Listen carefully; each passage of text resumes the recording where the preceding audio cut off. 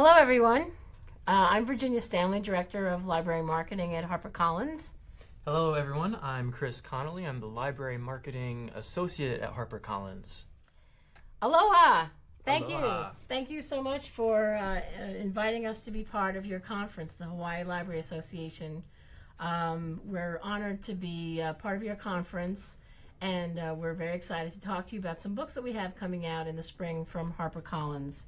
So we have a limited amount of time, a lot of books, so we're going to be as fast as we can, and we have lots of information on the handouts, which you should have, including our contact information. So if you need to get in touch with us about anything, just drop us a line. We have our friend Michael here who will be fielding any questions that anyone has. And again, if we don't get to everything, we'll please field them to send them to us, and we will get back to you. So again, thank you so much for this wonderful opportunity to come to you. We wish we could be there live, but we can't. So we're going to start with two books that are not on your handout, but they're coming out in February. So we're going to just talk about them very briefly, and Chris is going to start. Hey, everyone. Thanks again for having us. And yes, the first book I want to tell you about, it's not on your handout, but I hope you rush and check it out. It's Don't Skip Out on Me by Willie Vlotton. He's written several books, The Motel Life, The Free, Lean on Pete. Lean on Pete's actually going to be a film next year by A24. They're the people who did Moonlight and Room. So it's a big deal, and he's a beloved author, and I just really want people to get reads on this because it's incredible. It's the story of this young man, Horace. He works on this farm out in Nevada. He's half Paiute Indian and half Irish, and he was abandoned at a young age by both of his parents, and he's raised on this ranch by Mr. and Mrs. Reese. They're kind of the only family he's ever known. But Horace has these identity issues where he feels he needs to prove his worth by setting on this quest to become a championship boxer. People sometimes are hesitant because I say boxing and people don't like boxing.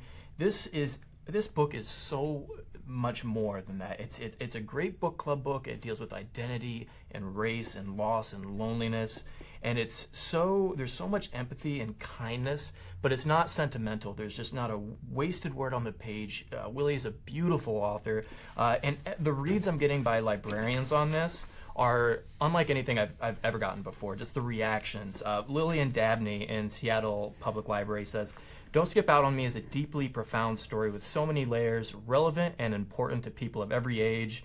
Robin Bierbauer, our friend, she's a retired librarian from the Portland Public Library. She also works for earlyword.com.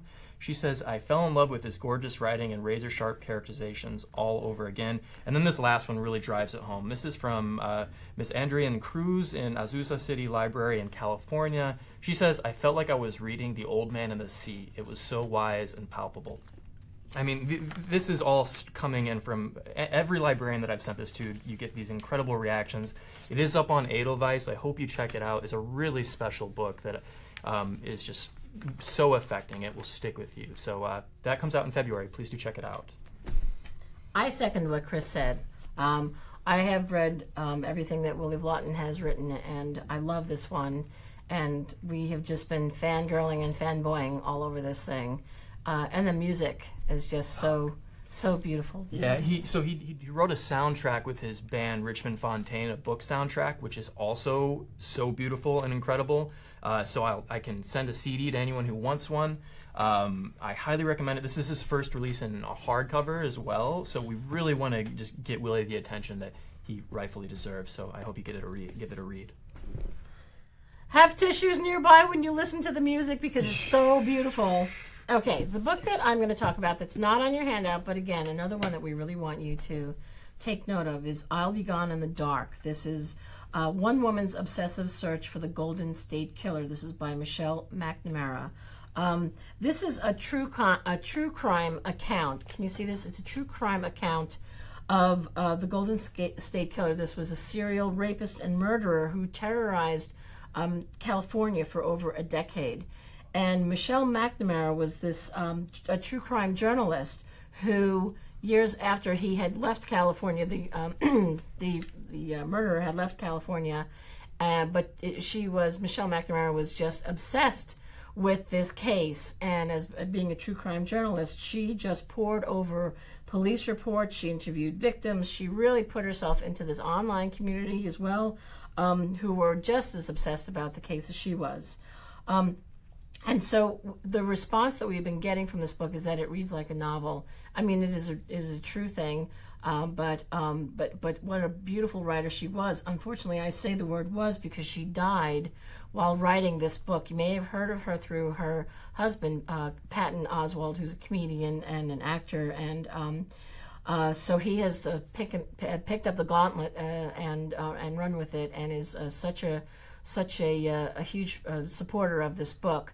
Michelle had a researcher who finished up the book for them, and it is absolutely compelling. There's so many people talking about this in-house and now outside of the walls at HarperCollins, and so I really want you to be aware of this book. It's I'll Be Gone in the Dark. Gillian Flynn has written the afterword. Patton Oswalt, her husband, has written the the afterword. She wrote the introduction. He wrote the afterword. And it's really wonderful. If Patton Oswalt has a huge presence on Facebook, if you go there, you will see how much support there is for this book, and I cannot recommend it highly enough. So that's I'll Be Gone in the Dark by Michelle McNamara. Those books are coming out in February, and we're really focusing more on spring titles, but we thought you should know about these.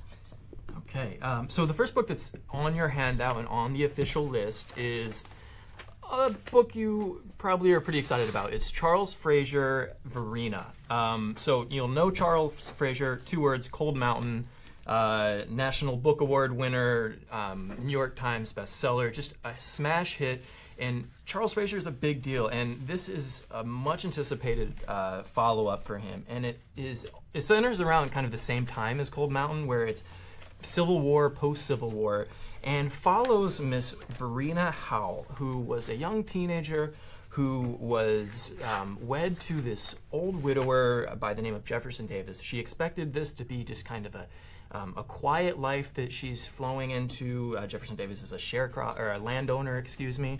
Well, he, as you might know, becomes the 2nd president of the Confederate States of America, and she is suddenly on the wrong side of history. She's a mother, she's a wife, and she's trying to kind of tread these very, very tempestuous waters.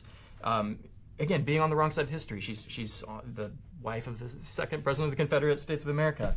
But it's so moving, and it's epic in parts, but it's also very personal and beautifully written. And Verena is just given such humanity, and it's a beautiful work.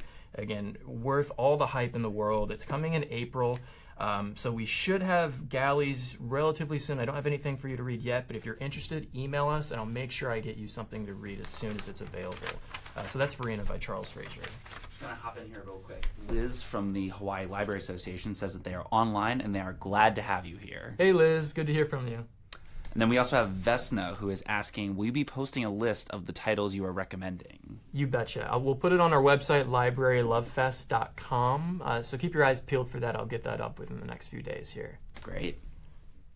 Thank you. Okay, the next book up is, excuse me, I've got a little throat thing going on, so I apologize for being so croaky. Tangerine by Christine Mangan.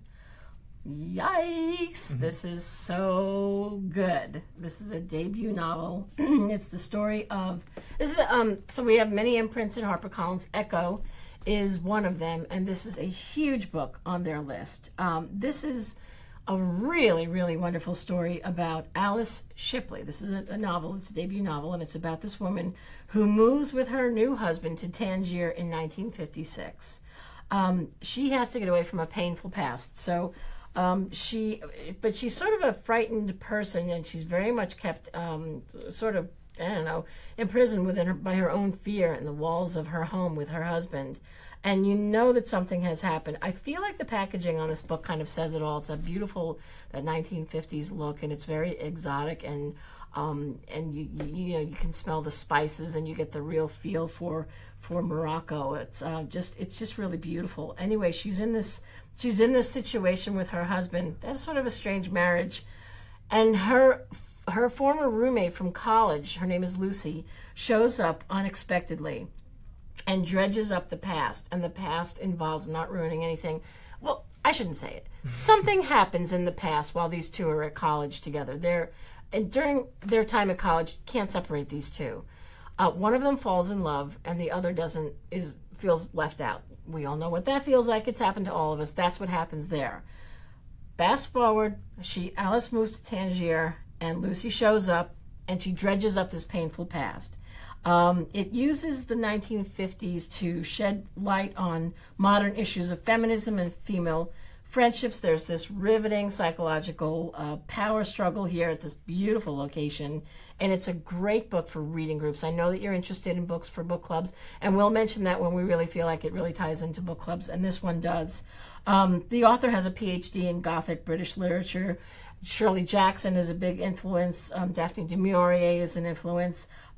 This has been picked up by George Clooney's Smokehouse Pictures. Scarlett Johansson is already set to play, is attached to this.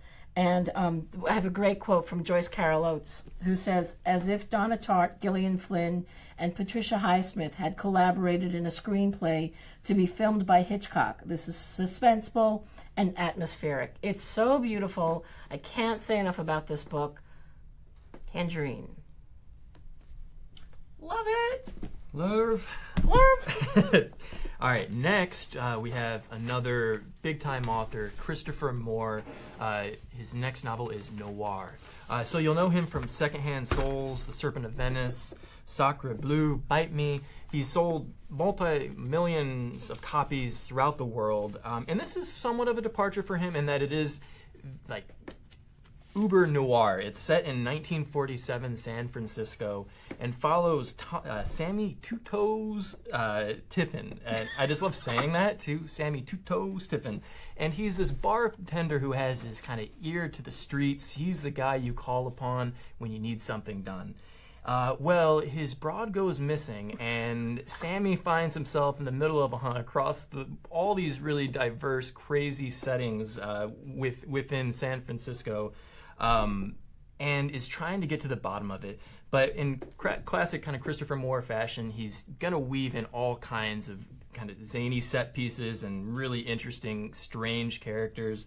Roswell kind of has an influence in this story. There's kind of dark-suited tax collectors, as you call them. There's the military involved. There's the mafia. It's just really, really, really fun. And I love this kind of summary of what you can expect with this. Think Raymond Chandler meets Damon Runyon with more than a dash of Bugs Bunny and the Looney Tunes All-Stars. That's Christopher Moore's take on noir. So this goes on sale in April. I hope you do check it out. I think... Oh, it's you. You're next. It's me. My dear Hamilton. This is a book. You need some time for this book, but trust me, it's worth it. This is a novel of Eliza Hamilton by Stephanie Dre and Laura Camoy. So perhaps you've heard of Lin-Manuel Miranda's musical Hamilton. It's a little thing going on. Well, it made Alexander Hamilton a sensation once again, and it inspired the musical to dig deeper into Eliza's character. The New York Times best-selling authors of America's First Daughter bring to life the epic story of Eliza Hamilton, philanthropist, founding mother, and devoted wife of Alexander Hamilton. So Stephanie Dre and Laura Camoy have done their research. Boy, oh boy, they came into the office, a few weeks ago, and we were so blown away by meeting them and talking about all of the research that they had done with the library, with going to New York, going to New Jersey, walking around downtown and finding all the places of note that played a role in their lives. They left no stone unturned. They did make it, as I say, into historical fiction, and it delivers. So they tell about Eliza and what a fighter she was. She fought for her marriage, even after Hamilton had his very public, disgraceful affair with another woman. She fought to keep his reputation going. She was also pretty hot-headed herself, and she held grudges. This is a page-turner about a woman who is brave and strong but flawed. And it's also about her life, not just... it covers all of her life, not just with Hamilton. So you really get broad idea of what she was like. And she lived to be I think she lived to be like 90. I might be wrong, but I know it was close to 90. It was very strange for that time. So you get this really very clear picture of what she was like. She was a powerful gal, and I think we're going to have a lot of interest in this book. There's a library hardcover edition for this book, so it's being published in paperback, but we are doing a library hardcover run because we feel like this is going to be quite popular in libraries and we'll probably get a lot of use, and so we want the binding to stay nice and strong. So that's My Dear Hamilton by Stephanie Dre and Laura Kamoy. Very excited. And I think the next one is mine as well. It is. It is. Okay. I was really excited to learn that we had another book on our list by Susan Henderson. A handful of years ago, she wrote a book called Up from the Blue. It's still in print, and I highly recommend you check it out, because it is such a tender, beautiful story about a woman and her daughter. It's such a good story, and I was really wondering when she would be back with another book, and she's back, and I'm so psyched. This is called The Flicker of Old Dreams. This is a novel that brings about the precision of Jane Smiley's 1,000 Acres and the technical clarity of Mary Roach's Stiff. Because it's about a woman who works at her father's mortuary in this very small Midwestern town. This person at the middle of the story, her name is Mary Crampton, and she spends all of her life, her 30 years, in this small town, dusty old town, called Petroleum. And it's a small town that was supported by the grain company, the grain industry. And she works as the embalmer at her father's mortuary. And so it's this unlikely job that really makes her, sort of casts her as an outsider, as you could imagine. I mean, the kids kind of look the other way, and as she's growing up, they think she's odd. It's odd, but it's not. This is where she feels, it's what she grew up with, and it's where she's most comfortable, and that's her life. And so to her, it's not odd. But there was an accident that had happened in the town, in a grain elevator, and it killed this beloved high school athlete. And ever since then, the town started to lose its. Town started to crumble away. Actually, the mill closed for good. Trains no longer stopped through town, and they started to fall on hard times. Enter this kid who died in this grain accident. Is horrible. It happens at the beginning of the book, and then you meet his brother, his younger brother, who they sort of blamed. The town blamed him for this tragedy, and he comes back to take care of his ailing mother, and he and Mary Crampton kindle a friendship, and that's what this is about. I have some quotes I just have to read to you because they sort of blow me away. So I won't read too many, but here's one. This is by Carolyn Levitt, the author of Cruel, Beautiful World. Excuse me. She wrote, "This novel is so breathtakingly good, so exquisitely written, about a female mortician, about a childhood tragedy that still haunts a damaged young man, about the endless landscape, and about those tiny sparks of possibility. Oh my God, trust me. This book, this book, this book." It's so good. That's all I'm going to say, because that's like the best. But it has been compared to Steinbeck's The Grapes of Wrath. I know, but it has been. It's just getting these wonderful, wonderful pages of reviews from Jonathan Evison and Helen Simonson. The list goes on. This is also a library hardcover edition that we're making from the primary paperback. So please do check out Susan Henderson, The Flicker of Old Dreams, and also check out Up from the Blue. I promise you, you will love that book too. Okay, I have a pair of books to talk to you about now. The first is The Home for Unwanted Girls by Joanna Goodman. She wrote The Finishing School, which was really well received. She's just a rising star. We can feel it here, I think, at HarperCollins, that she has a ton of talent, and she writes these really kind of wonderfully suspenseful but beautiful and character-driven stories. And this one in particular is interesting because it's based on her mother's past. It's loosely based on her mother's past. So Joanna's based out of Canada, and this story is pulling from Quebec specifically and their history, where they at one point had this government movement where they basically paid the church, which was in charge of orphanages by and large. They paid them more to open up psych wards than to open up orphanages. So these huge swaths of children were basically just considered mentally ill so that the church could actually get more money. And this was kind of this huge structural change, and it really disrupted tons of lives. And in this book, it follows a young mother in 1950s Quebec. She falls in love, she has this baby out of wedlock, and she's forced to give it up. She comes from a respectable family. They won't allow this to happen.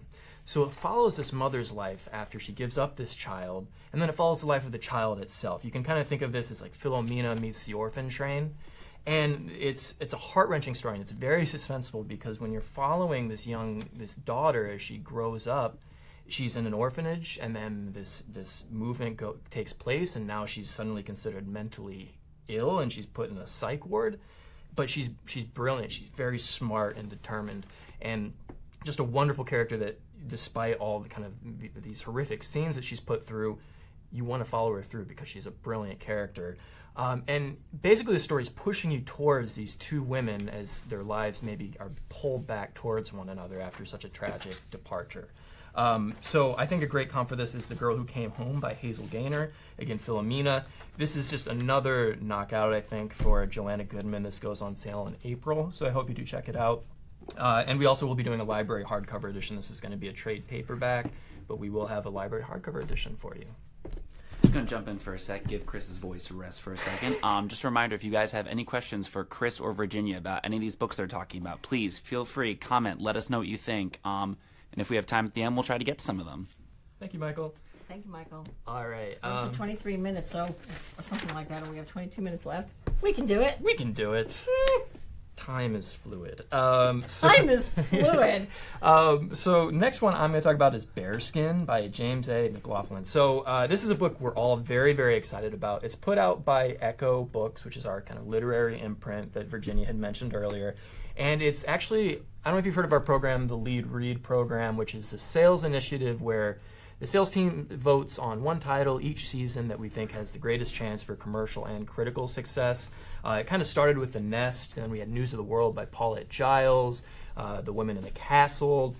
I'm probably missing a few, but and then also Magpie Murders by Anthony Horowitz.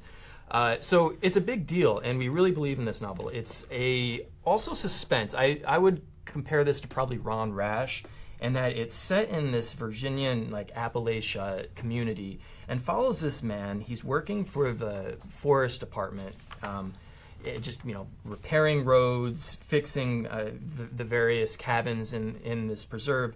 But he also has a dark past, and he's running from a relatively violent history that involves this Mexican drug cartel that he wronged long ago. And he's kind of found his solace in this very isolated community. But as inevitably happens, his past catches up with him. I don't know if this is going to stand up, so I'll put that there. And it's just beautifully written, a really strong sense of place, and this huge sense of foreboding as you can just feel the past bubbling up to the surface. And again, I would say for comps, Smith Henderson, Daniel Woodrell, Laura McHugh, Ron Rash for sure. He's one of my favorite authors, and this definitely holds up to that comparison. And I have a great quote here. At once brutal and beautiful, Bearskin is a tense, haunting thriller brought to life by McLaughlin's deft and vivid rendering of the rugged mountain landscape and the beasts that dwell within, a powerful debut.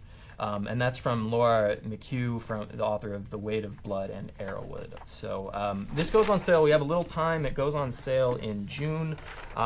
We do have galleys now. It is up on Edelweiss, so I highly recommend you give it a read. Okay, back to me. Yes, I'm watching the clock. We have 20 minutes left. So many books to talk about. We're going to try and get through all of these. So I'm talking about both of these books by Stephanie Powell Watts. So this came out in April of 2017. This is the hardcover edition that her debut. No One Is Coming to Save Us. Now, the reason I'm bringing this book up is for two reasons. We are coming out with this book in paperback in February of 2018, along with her collection of short stories. We are taking only what we need. This was published by a smaller publisher a bunch of years ago, not a few years ago. I can't remember what year it was, but 2011. So this was done in 2011 by a small publisher. We've got the rights to it, and we are publishing this along with the paperback of this. Why am I telling you this? Aside from the fact that we love her, this book was chosen as the inaugural pick for Sarah Jessica Parker's initiative, Book Club Central. That actually is an initiative of the American Library Association, Booklist Magazine, United for Libraries. It's one great big love fest, if you will, for book clubs, and it's a big initiative to get to make suggestions for book clubs available, along with all the complimentary materials that one would need to start a book club, or to help your book club along with supporting materials and suggestions of titles. So when they announced that this was happening, that there was going to be this book club sanctioned by the ALA, everybody was really excited to hear what was the title going to be. Well, you could have knocked us over, but only with sheer delight, not by surprise, that it was this book, because this book is really so wonderful. And Sarah Jessica Parker and the author came to the ALA conference in Chicago this past June and did this major presentation, attended by thousands of people. It was really so heartening, and it really gave such credence to the power of book clubs, and by having all of this attention paid to it. So very quickly, this book is The Great Gatsby recast in the contemporary South. It's a first novel about an extended African American family and their colliding visions of the American dream. So you have this character who has returned home to North Carolina. He's left Pinewood, North Carolina. He's come back, he's made his money, and now he wants to reclaim his place there, and he wants to start his own family, and he wants to get his childhood sweetheart back, who's already with somebody else, but not really, and he wants to build this big mansion, and it really comes down to a story about the haves and the have-nots, and it makes everybody sort of question their, how the dice was rolled, and why some get things and why some don't, and how do we get this American dream. And it's brilliantly, beautifully told, and there's so much to talk about in this book. So I think that you should pay attention to this when it comes out in paperback if you're looking for a good book club book. But go to bookclubcentral.org, and you can find out a lot of information about this and many other books. So that's No One Is Coming to Save Us by Stephanie Powell Watts. It's an absolutely lovely woman and a really important initiative.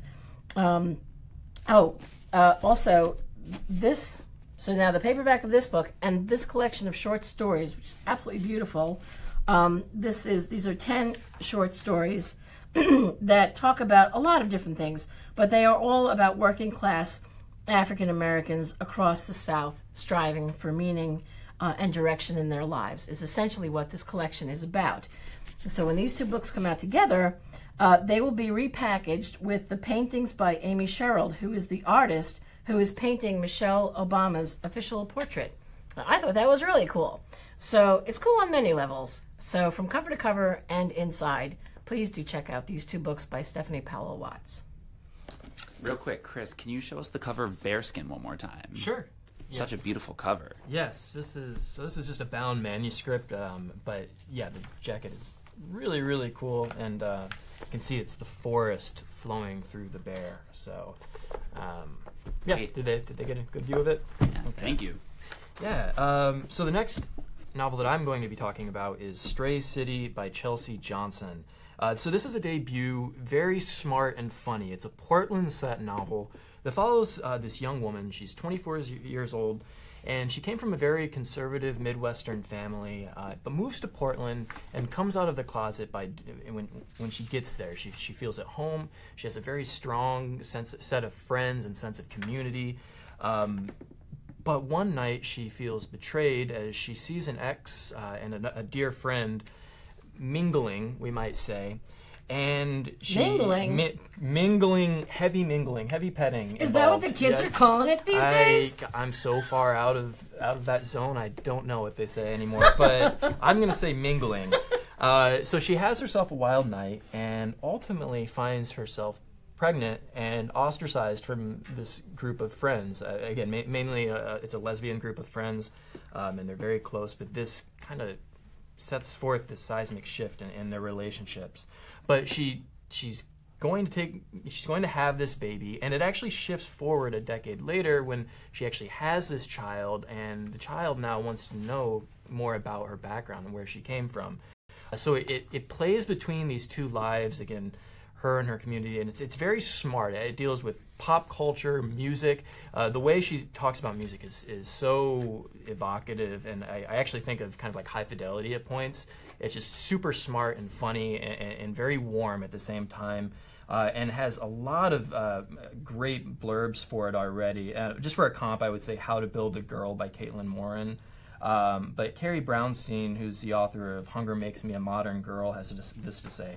Insightful and brilliant, Stray City explores the stickiness of doing what's expected and the strange freedom born of contradiction. I tore through this novel like an orphaned reader seeking a home in the ragtag yet shimmering world that Chelsea Johnson so wondrously brings to life. A wonderful quote, and they keep on coming in, so we're really excited about this novel. It's coming in March. We have galleys. It's on Edelweiss. I hope you give it a read. That's Stray City by Chelsea Johnson. And now I have a different city book, very different city book. This is Blackfish City by Sam J. Miller. So for any of you sci-fi fans watching from home or at the conference, this is for you. And I feel like we've reached kind of a golden age of literary sci-fi. I think it was probably started, it's been going on, but of course Station 11. And this book also very much reminds me of the Book of Joan by Lydia Yuknavitch, in that it's character-driven, and in this case, but still really strong world building. It's so immersive. Blackfish City takes place in this floating city. It's kind of in this dystopian future, but this floating city was constructed after, the world as we know it has ended, and there's no U.S. There's all these kind of ragtag put together cities. Some survive, some don't. Some are powerful, some aren't. But in this city, there's this disease breaking out. It's called the Breaks, and it's a sexually transmitted disease, and you slowly die, but you also inherit memories from the people that had it before you and passed it along. But in this city, society is slowly starting to crumble. There's no government at large. They've kind of like let people have the power. But in that void, gangs, under the table dealings are really kind of controlling everything, and money still is power. But this young woman arrives, and she comes along with a polar bear and a killer whale, an orca. And she is getting everyone talking. She has this power to control these animals, and she's from this lost society that was basically slaughtered, and she is trying to kind of bring something to bear, bring justice to bear. But it's a beautiful book. Basically, this woman sets off this series of events where these four strangers from very different backgrounds in this city come together and are trying to change basically the society at whole. So it deals with gender and race and social justice. It's very relevant, but just set in a different backdrop. And again, the city is so alive, and it's just, there's so many twists and turns in the story itself. But I love the characters, I love the story and the world that it inhabits. Just a really strong adult debut. He actually, Sam had a YA novel come out earlier this year, The Art of Starving, which got tons of praise, including Jacqueline Woodson. And for his adult debut, we're super excited. I love this book. So any sci-fi fans, jump to this, but you don't need to be. If you like literary fiction, also for you. So this is coming in April. I hope you do check it out. Okay. We have 10 minutes left. We have 10 minutes left and 125 books to talk to you about. Seriously, anything that we don't get to, everything will be on the handout or email us. And it will be on the Facebook page and Library Love Fest. Okay. All over the place. All over the place. Okay. So glad I have time to talk about this one. The magnificent Esme Wells by Adrian Sharp. This is Adrian Sharp has written White Swan, Black Swan, and the novels First Love, The Sleeping Beauty, The True Memoirs of Little Kay, huge bestseller. This is a really wonderful story that has really getting a lot of love in libraries. Librarians have been calling us and saying how much they love it. Jen Dayton at Darien Library. She has a wonderful video series, and you can find it online. Darien Library, Darien in Connecticut, and Jennifer Dayton is the librarian there, and she's raving about this on her video show. Anyway, this is about a young woman, a young girl, and it is her. She's the daughter of a two-bit gangster and a movie showgirl, and she's growing up in the golden age of Hollywood and Las Vegas in its early days. Yeah. It's historically detailed. It's got family, love, and loss.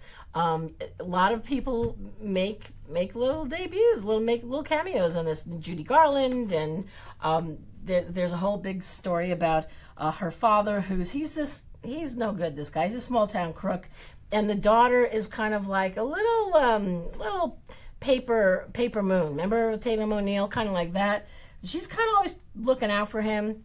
And he gets an opportunity to move to Las Vegas and work for this guy who he tells the kid that it's an uncle, it's Bugsy Siegel, and this is the story of how he tries to work with him, and it's a very evocative of the time, and it's very charming because it's told in her voice. It's narrated by her as a 20-year-old. And in the 20 years, she lives some life, boy, I tell you, because she goes through these crazy experiences with him. And it moves, as I say, between pre-World War II Hollywood and post-war Las Vegas. And it's a golden age when Jewish gangsters and movie moguls are often indistinguishable in looks and behavior. She's got a funny voice. She's observant. She's wry. She sizes the situation up very quickly. She's a smart little kid. But now this is her 20-year-old looking back on this crazy time in her life, and she learns about how her parents were, not they meant well, but they were complicated. So we're running out of time, and we're going to get to more books, but I am very happy that I was able to get this one in because it is a beautiful book, The Magnificent Esme Wells, Adrian Sharp. Who's next? You are. Hello. Oh, another book that I'm super, super, super psyched to have time to talk to you about. And I'm sure you will be too when you see what this is. Summer Hours at the Robbers Library. This is by Sue Halpern, wonderful writer, and this is also a paperback original, which will be available as a library hardcover, and with good reason. We hope this is going to have a great shelf life in libraries. It's a wonderful coming-of-age novel set in and around a public library in New Hampshire. I love this book. It's smart, it's sensitive, it's authentic, it's got a real authentic, real voice to it. And it is, it's told from the point of view of this kid, this 15-year-old, her name is Sunny. She's homeschooled by her off-the-grid parents, and she gets arrested for shoplifting a dictionary. That tells you everything, what kind of kid she is. She rips off a dictionary. And so her punishment is to spend her entire summer at this library and volunteering there. And that's her punishment. She's thrilled. So she meets a cast of characters in this library, starting with Kit, the very sort of reserved librarian who has a past, and she's keeping it close to the vest. But this kid sort of worms her way slowly, very slowly, into her life. And there are also other people there are people who are going to the library for many reasons, as you know yourselves. And there are people here there's somebody who's been fired from Wall Street. There's a bunch of guys who are retired. This is their landing place. And this is this sort of family that they've made amongst themselves. And so Marilyn Johnson, who wrote this book, is overdue, the wonderful book about libraries, and had a wonderful quote, and just says, Sue Halpern knows and mines the setting for comic and tragicomic gold. Sue Halpern is also the founder of a library in the town of Johnsburg. It's up in New York State, way up in New York State. And it was the first public library in one of the most rural communities in New York State. So she did that. That was about 20 years ago that she did that. But this is, I can't say enough about this book. It's library Book List gave it a starred review. Donna Seaman gave this the most beautiful review. One of the most beautiful reviews I've ever seen. It's 2 pages long. I'll only read you the last sentence, if I can. Finely choreographed and lucidly told, Halpern's uplifting tale peers into suffering, both random and inflicted with malice, then works its way with wisdom and charm to an unfazed celebration of supportive communities, epicenters of kindness and teasing, skepticism and respect, noisiness and generosity, backed by a low-key affirmation of just how essential public libraries, oases, bedrocks, incubators, launching pads are to our lives, our democracy, and our future. All right, let's all just start crying right now. All right? Anyway, this is journalist Sue Halpern's wonderful book, Summer Hours at the Robbers Library. I can't say enough about it. That review gave me the tinglies. Got the tinglies! The spine tinglies. Oh, Chris got the tinglies. Sometimes you get the tinglies. And then you get the minglies. Oh. All right, wait a minute. We don't have much time left. So what are we going to do? Lightning round. Keep talking? Okay. Well, we have to stop in 3 minutes and 56 seconds. All right. So let's go like bam. Bam, bam, bam. Okay. Wild Inside, another debut, Jamie Bradbury, coming in March. This is part psychological thriller, part coming of age with just a hint of paranormal. Think Jennifer McMahon or Mary Kubica, and follows this young woman in the Alaskan wilderness who might have committed a horrific crime. She's not sure, but when a stranger enters her family and kind of worms his way into their lives, she begins questioning everything she knows. So great sense of place, and again, really interesting heroine, and very tense throughout. That's going on sale in March. That's The Wild Inside. Speak No Evil, Uzodinma Iwiala. So you'll know him from, Beasts of No Nation, which was a wonderful book, very awards all over the place, was made into a major film.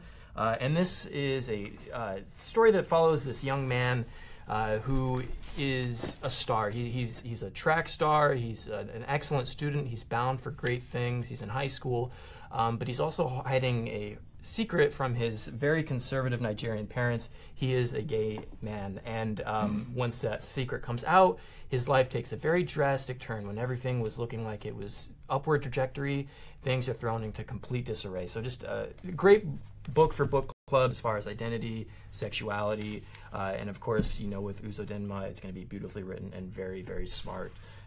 So that goes on sale in March. Okay. Continuing with the lightning round, I'll Be Your Blue Sky by Marissa de los Santos. Here she's taking characters from 2 of her previous books, Love Walked In and Belong to Me. This is a beautiful book about family, friendship, drama. At the core of this is a woman, Claire, who on the weekend of her wedding meets this elderly woman who, during the course of a single conversation, convinces her that she shouldn't get married to this guy. And so she breaks it off. And 3 weeks later, the same young woman learns that this elderly lady has died and has given her yet another gift, which is her small seaside town in Delaware. Now, this sounds very strange to me, too. But when she moves into the house, she starts to uncover. She finds these hidden beneath the kitchen sink, these mysterious ledgers that tell her a lot more about this woman than she ever knew, and explains a lot and makes her think a lot and unveils a lot about who she is and who this woman was. And Marissa de los Santos is a beautiful writer. So that's I'll Be Your Blue Sky, Marissa de los Santos. I'm going fast. That's me. Okay. All the Beautiful Lies by Peter Swanson. Oh my God, if you guys have not read Peter Swanson, run, don't walk. The Twist Master. The Twist Master. Okay, he's written Her Every Fear, The Kind Worth Killing. I think I'm forgetting one. But he's God, this guy does it like nobody else. He's got a love of the slow burn and creeping tension. And so this is about a man whose stepmother calls him to tell him that his father has died. He's horrified. He's bereft. He leaves his before his college education. He gets this information. He goes home to his stepmother, and while they're sort of putting everything together and grappling with this situation, a young, mysterious woman arrives on the scene, and she claims to be new to the area, but this young man who's just lost his father starts to think, I don't think everything is as it was with my stepmother and with this woman. He starts to question everything. He's totally original. He's a wonderful, suspenseful writer. I cannot say enough about Peter Swanson. He is so good. The Beautiful Lies. Uh-oh, time's up. Do we have to go? What are the Hawaii Library Association people saying? Well, Liz says, this is most amazing. Thank you all for the wonderful information. Their attendees are stoked for these books. Aw. So does that mean we should leave? We said that a little bit ago, so I don't know. I don't know I either. don't know. Not hearing anything that they need you guys to wrap up right this second. But Liz, definitely let us know if... I tell you what. I think what we'll do is maybe continue, and we'll do it very quickly. And if the Hawaii Library Association people have to leave to go to their next program, they can catch all of this on Facebook Live archive. Does that sound like an idea? That sounds like a great idea. Okay. So three love icons just flash across the screen. Swing! So Or mingling. that's a yes. All right. So, but we will be quick because we're going on to. All right. So, my next two. Liz does say we need to wrap up. There's another session starting at 11. So ask Liz if we can keep going, though. Can we keep going, Liz? Liz, let us know. Can we keep going? Let's keep going until she says no. All right. Thank you, Liz. Apologies if we're not supposed to keep going, but we're going to keep going, I think, right? I guess, or maybe I'm not sure. What should we do? Well, if you guys want to keep going, and then if anyone wants to catch us later, the video will be on your Facebook page, right? That is true. Yeah. So you can go back and watch the full video, and if you guys have to leave, totally Yes. fine. All right. So we'll stop right there and say thank you very much, Hawaii Library Association, you. for having us. We have more books. We bit off a little more than we could chew, but we're just so excited about all these books and really honored to be part of your conference. So, aloha. Aloha. Mele Kaliki Maka is Hawaii's way of saying Merry Christmas. That's all I know in Hawaii. Okay. Thank you. We're going to keep going. And they say thank you. Yeah, they're signing off, but again, anyone in Hawaii, if you want to watch this, it'll be on Library Love Fest Facebook page. Okay, great. Thanks, Thank you. everyone. Thank you very much. Says All right. aloha. Aloha. You All go. right, I'm up. All right, so Allison Galen, If I Die Tonight. So she wrote the standalone What Remains of Me, which was nominated for the Edgar Award for the Best Novel, the Stand Critics Award for Best Novel, and it won the RT Award for Best Suspense. And she's really cool. She was a longtime Hollywood journalist, and she really knows how to pull from the crazy things that happen in Hollywood and spin them into these really interesting stories where rarely is there clear-cut good and evil. So in this latest, this is a standalone. This is going to be a trade paperback, but we are doing it in a library hardcover edition. This young man basically finds himself at the center of so just to preface this, this 80s pop star waltzes into this police station and says that her car was hijacked, and the man who hijacked it ran into another young man who was running to help. So the young man who was run over and was this very popular high school athlete, and he, due to like social media and you know the collective judgment of just the public, he becomes this hero once the story breaks. And the young man who stole the car and hit him is a loner. He's kind of that typical, loner, and he's easily kind of cast as this evil character. And it seems like a very clear-cut case, but is it? And that's where this story gets really interesting, where the crime is investigated. You get all these different viewpoints, including the accused young man's mother, his younger brother, and this young police officer who is dealing with turmoil of her own. So it's just, all the voices are so unique, and it's beautifully written and so exciting. And again, you just will not know what happens next. So that's Allison Galen. It goes on sale in March. That's If I Die Tonight. Okay, two books I'm going to talk about very quickly. I don't have covers for them. They are two celebrity memoirs. And I shouldn't say that, because the reason I'm presenting them to you is because they are that, but so much more. So this is Chrissy Metz from the show This Is Us on television, and this is Val Chmerkovskiy from Dancing with the Stars. He came into the office, and I spent time speaking with him, and I was absolutely blown away by this man, because, yeah, this is a story. This is more than just about Dancing with the Stars. It's an immigration tale. It's about coming here from from Odessa. Wait, let me see. Let me get my notes so I don't say the wrong thing. So he looks back at his childhood in Odessa, Ukraine, and his Jewish family's immigration to the United States, and talks about what it was like to grow up in a different culture. He talks about his close-knit family, and offers up these really very inspiring stories. They endured anti-Semitism in their native land, which is why his parents wanted to get them out of there. And coming to the States with his parents and his brother, and what they went through. And he's also he is a poet. And so he showcases, he talks about his poetry, and there's 16 pages of never-before-seen photographs in the book, as well as a foreword by his brother Max, who's also a dancer on the show. But make no mistake about this. This is not about Dancing with the Stars. It's everything that led to Dancing with the Stars. And what a wonderful, warm, smart guy he is. I was so happy to meet him, and I can't wait to read the entire story. But everything that I've looked at so far is just it's really very heartwarming and compelling. So that is I'll Never Change My Name: An Immigrant's American Dream from Ukraine to the U.S. to Dancing with the Stars. And Chrissy Metz is the star, one of the stars of the show This Is Us, which hit the ground running. It's such a fabulous show. And this is also not.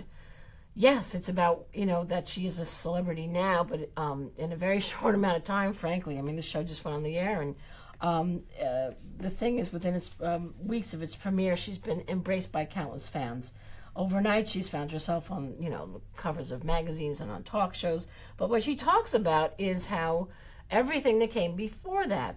And she was broke. I mean, she lived in Florida. She was broke, and she talks about her struggles with her weight, adolescent plight, early rejection, years of failed relationships, and her childhood in rural Florida, and really just having a rough time of it.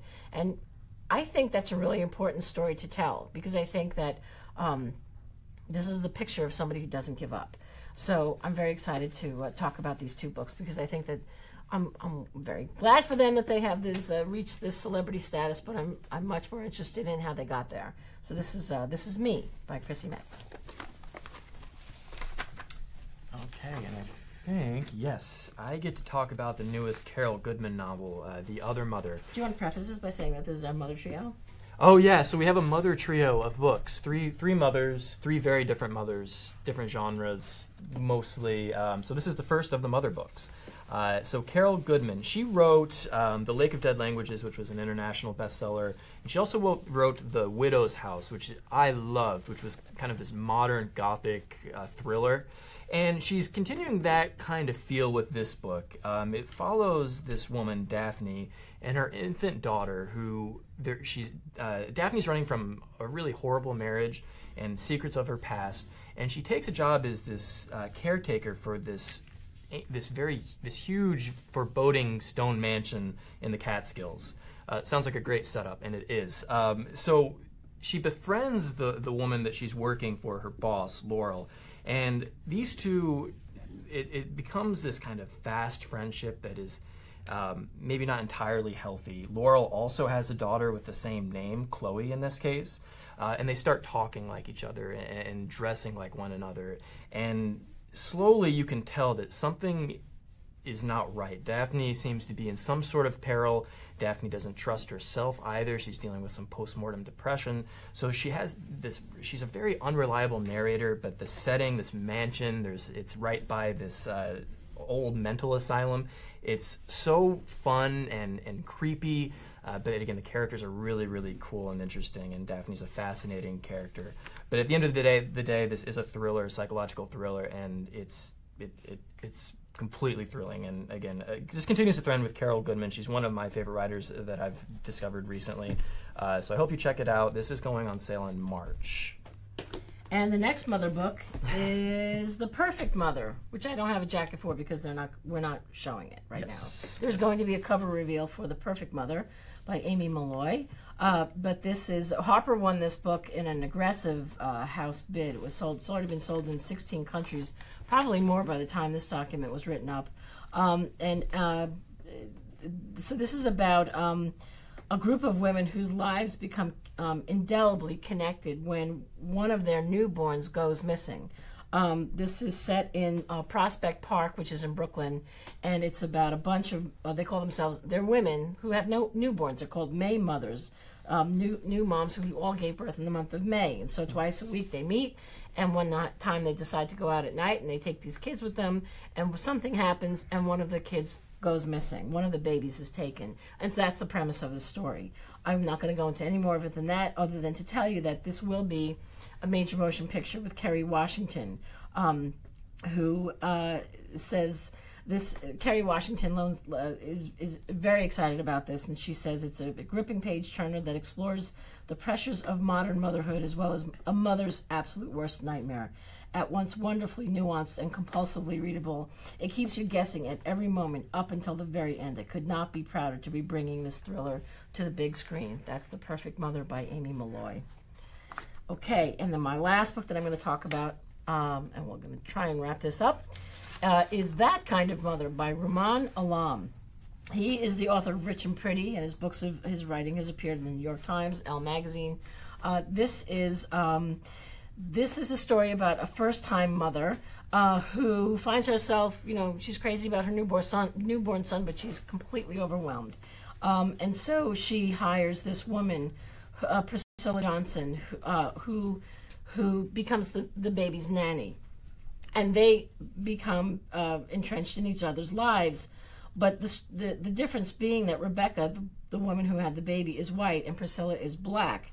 And through their relationship, Rebecca starts to find herself in these sort of strange, she's the blind spots of her own privilege, as they say. And so she feels very connected to this woman who's helping her, and yet she starts to see, what life is like in her shoes. And what happens is that Priscilla dies unexpectedly, and Rebecca steps forward to adopt her baby. So now she finds herself the mother of a white child and a black child, and what does that mean? And so that's the story of the bones of this story. The backstory I find very interesting because this was written by Rumaan Alam, and him. This is his husband. He and his husband are adoptive parents themselves, and he says. He said, I wanted to find the line. He said, "My new book certainly isn't the truth. It's about a woman. I'm a man. It's about the 80s. I was a child in those years. It's about giving birth, which I can't do, and writing poetry, which I can't do very well. Much of what's in these pages, breastfeeding a newborn, being visited by a dead woman, is simply outside my realm of experience. But dig deeper and you'll find what's true. This is a book about how family can be made through adoption." It's very thoughtful. It's very thought-provoking. And he, as he says, it is not a mirror image of his experience, but the big picture here is what is a family. And so that is That Kind of Mother by Rumaan Alam. Okay. So the last book, just to give you a heads up on, it's a little ways away, is the newest book by Anthony Horowitz. So this is Magpie Murders. This came out last summer in June, and this was #1 library reads pick. It was a kind of twist on the Agatha Christie premise in that it was a novel within a novel. This editor gets this manuscript that's not finished, and she's trying to get to the bottom of what happens, and then you read her story and the story within the novel. So Anthony Horowitz, who wrote this, he also wrote Moriarty, and he's a big-time YA author as well. He's going to spin things again with his latest, which is called The Word is Murder. We don't have a jacket yet, so I can't show you anything. It's coming in June. But what you need to know is it's another brilliant twist on kind of the mystery genre. In this case, he's placing himself as a fictionalized version of himself in the story. So you have this classic detective, kind of the modern Sherlock Holmes, and then Anthony Horowitz is playing his assistant, and he's kind of seeing everything through Anthony Horowitz's eyes. So it's really brilliant and twisty, but just very smart and fun too, with a great mystery at its center. So I hope you guys do check it out. The library support for Mr. Horowitz's last book was incredible, and I think this one is going to be completely deserving of it as well. And again, that goes on sale in June. The Word is Murder. So is that all our books? I think that's all our books. Did we go too fast? Nah, I don't know. No? Nah, I I think don't we're know. good. We went a little bit over, but, listen, I don't know. They're fun books. We're really excited to be publishing them. We're really excited the opportunity to talk to you all. If you have any questions or you need to get in touch with us, if you want a galley, we're happy to send anything to you. So please be in touch with us. And thank you again for taking the time. And thank you for inviting us into your conference and making us part of the program. It's a real honor. So to all of you out there, aloha. Aloha.